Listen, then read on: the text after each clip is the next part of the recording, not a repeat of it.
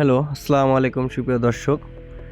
যারা new Windows করার পরে পার্টিশন ডিলিট করে ফেলছেন ভুলবশত, বা উইন্ডোজ করার জন্য একটা পার্টিশনই জাস্ট সিলেক্ট করে উইন্ডোজ করে ফেলছেন, তাদের জন্য আজকের ভিডিওটি।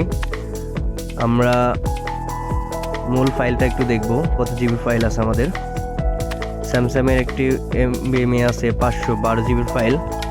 আমরা একটা মাত্র পার্টিশন করে উইন্ডোজ করে ফেলছি, বাকি ফাইলটা ব্লাইন্ড হয়ে আছে।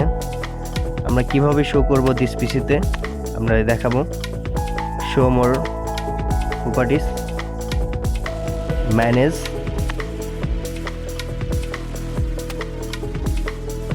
Disk management. দেখতে পাচ্ছেন 476.92 জিবির একটা মূল ফাইল শো করছে, 339 জিবির ফাইলটি ব্লাইন্ড হয়ে আছে। আমরা কিভাবে নিউ ভলিউম করব দেখুন।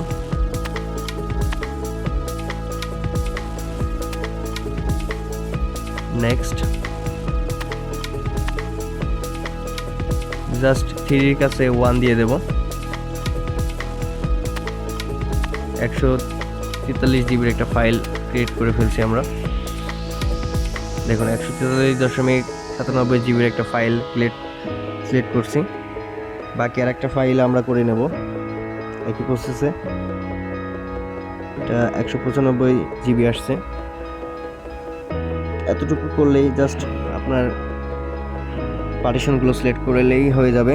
দেখতে পাচ্ছেন সিলেক্ট করার পরে 3টা পার্টিশনই শো করছে দিস পিসিতে। খুবই সহজ প্রসেস, আপনারাও চাইলে পারবেন। আমাদের চ্যানেলটি সাবস্ক্রাইব করে দিবেন প্লিজ।